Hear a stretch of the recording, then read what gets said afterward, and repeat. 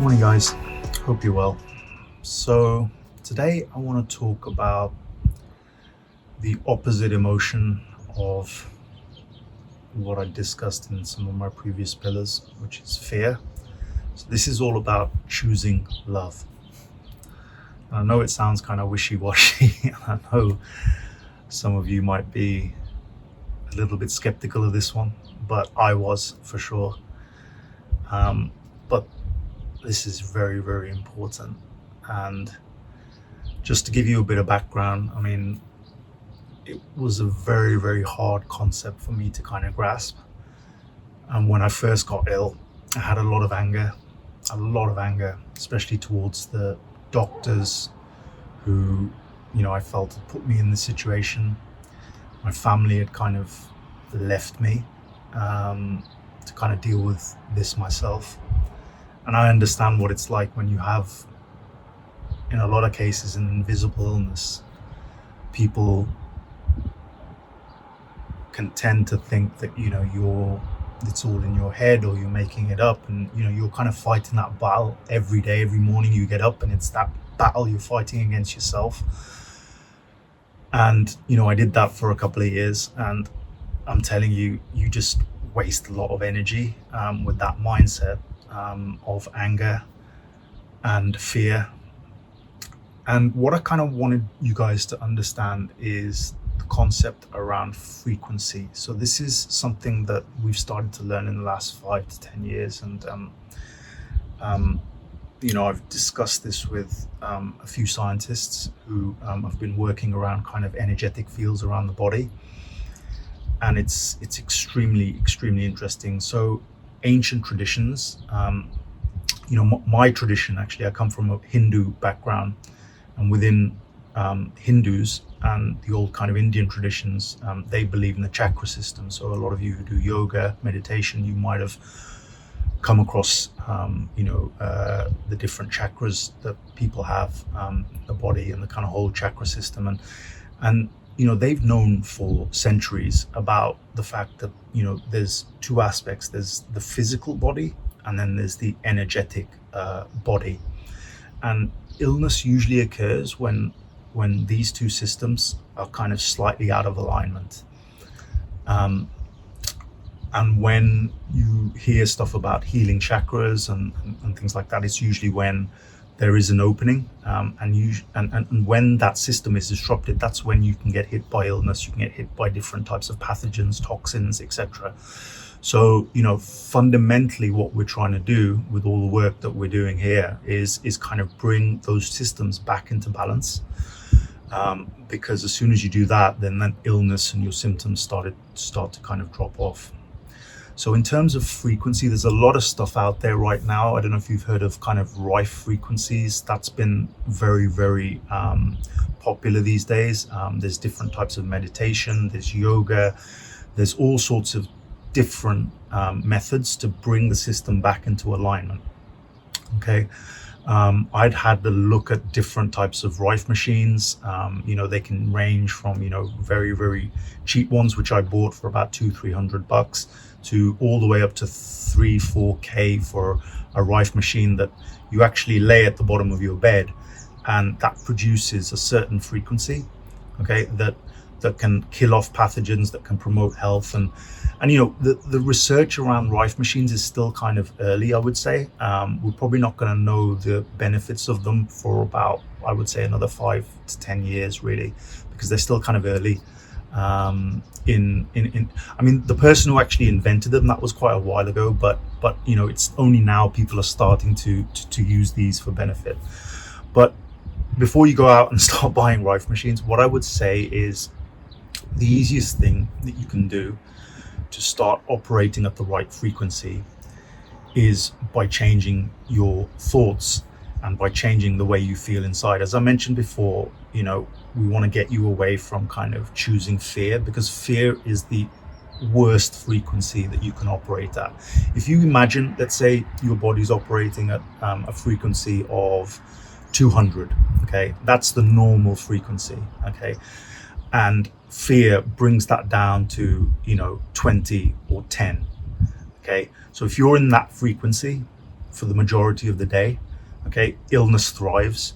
All the pathogens, all the issues that you have, all the symptoms, right? They love operating at that frequency. Okay, so in terms of how do we change that around, we start doing the complete opposite. So what's the opposite of fear, right? What can fear not survive in? It cannot survive in thoughts of love and a body of love, right? So I know what you're thinking. You know, I don't know what love is. I've never really had it. How can I love when I don't even know what that is? I mean, I kind of felt that at times as well. I mean, you know, growing up, it was, I came from a family where it was very difficult to kind of show love and show emotion. Even hugging family members was kind of a strange thing. So you know, my family was more about achievement and strictness and rules and discipline, and we were not really designed to show emotions and show love. You know, the one person who gave a lot of love in my family was my mother, but unfortunately I lost her at a young age, and with her pretty much went all the love and the emotion in the family. So you know, it was hard for me, and I'm sure it's hard for a lot of you when you don't know what that emotion is. And when people talk about, you know, loving yourself and your what does that actually mean? Well, you know, I've been there, but it's a concept that, you know, I would definitely recommend that you start to understand.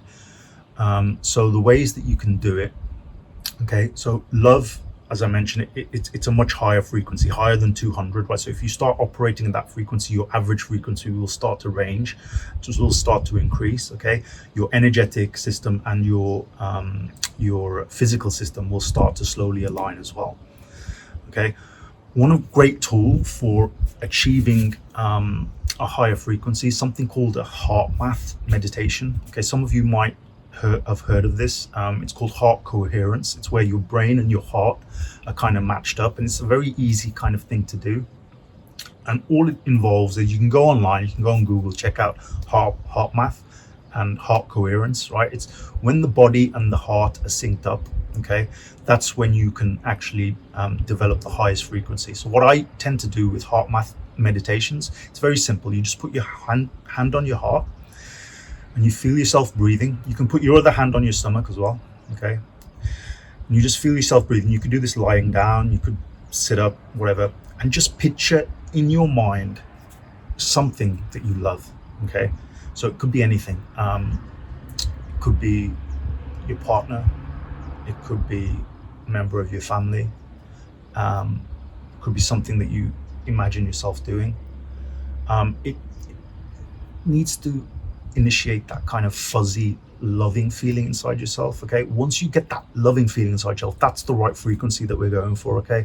What I do is, I've got cats, as I think I've mentioned in previous videos. Animals are amazing. Animals are the most grounded things that you can possibly have around you. If you just look at an animal, if you look at a cat or a dog when they're resting, right, you will just feel at peace, because they're naturally grounded to the earth. You know, everything that they do is grounded. Whereas humans, a lot of us, we're in our head, we're up here, you know, we're living in flats, we're living everywhere, we're living everywhere apart from our bodies. What you'll find with animals is they are naturally grounded to the earth. So if you can tap into an animal, what I'll tend to do is, I'll just look at my cat when it's lying there, and I'll just be breathing, and I'll just feel the love from the cat. Occasionally I'll be stroking it, right? And I'll even try to like match my heartbeat with the cat's heartbeat, because I know that that cat is operating at the right frequency, okay? That cat is operating at a frequency which is very grounded, very loving, and you know, that works for me. Something else might work for you guys, but you want to initiate that kind of fuzzy feeling inside yourself, okay? So it's completely the kind of antipathy to fear. It's the opposite of fear, it's love. And the more that you can get yourself into that state, okay, the higher the frequency will rise and the better results you're going to have, okay? So that's a quick one, guys. As I said, every day we're looking at elevating our mood, right? Use whatever tools that you have in your toolbox, and you have them in your toolbox, right? You were not always this way. There were times where you did love stuff, where it could be music and stuff like that. Get back to that, right? Start operating at that frequency. And what you can start small, okay?